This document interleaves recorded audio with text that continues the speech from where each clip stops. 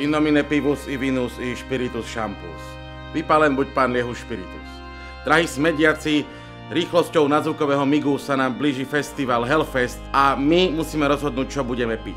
Teda vieme, že budeme piť pivo, lebo pivo to je denný chleba. Ale k pivu sa najlepšie hodí čo? Presne tak. A to si ideme dnes vybrať.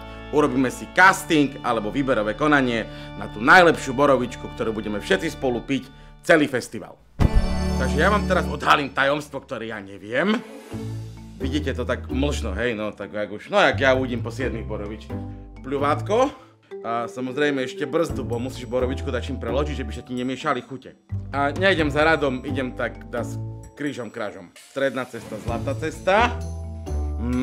Cítim bolesť pracovitých rúk, ktoré zbierali borievky dlhé roky. Joj! Zabrzdíme.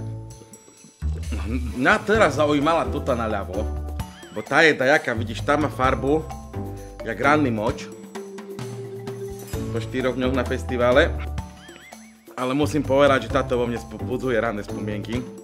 Zatiaľ favorit, dám ju tak trošku veci dopredu, hej. Čakaj. Zoberieme jednu správa, táto má takú jemnúčku voňu, až by človek nepovedal, že to je borovička. Dobre, ukladám, zabrzdíme. Skúsime túto. Toto si odložím na neskôr. Dôležité je pri tomto tempe pitia zakúšať, hej? Bo keď nezakúšaš, môže zle dopadnúť, tak ja zakúšim. Tuto mám, aha. Dobre, tak čo ideme ešte sem? Toto tak odniekal poznám. Nechodili sme spolu na základku? Borovička, všetko ináč musím povedať, že taká trošku jednotvárna sa mi zdá byť táto degustácia. Amen. Poňové. Kde ideme? Tu ideme. Voda do ostrekovaču. Toto není zlá. Dáme dopredu. No, posledný vzorek. Čo mi pripomína? Teda vlastne, čo mi nepripomína, bo to je veľa zožitkov, málo spomienok.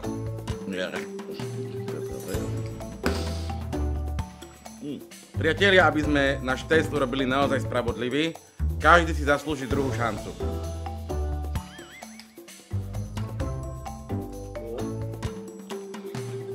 Toto je strašne náročná práca. Mama si myslí, že ja tu medlížem. Nepomáha ani tá brzda. Priatelia, takto. Tieto 3 borovičky sú u mňa úplne favoritky.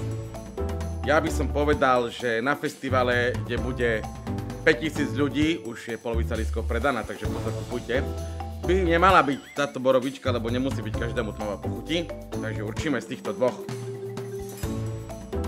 Táto má trošku ťažší dojazd, takže si myslím, že v rámci zachovania lásky k mocnému a jednoty celého festivalu vyberám zlatú strednú cestu. To je táto borovička. Vy, čo máte bystré oko liehovistu rozostrené už o 10 ráno, viete presne, ktorá je to fľaša. Takže toto budeme piť 31. na Hellfeste v Prešove všetci. Príďte, bude sranda, bude kopec zabavy, heleniny na oči, svedkovia Liehovi, všetko bude. No, ja sa s vami lúčim. Pozdravom, Vypálen, si tam kúve.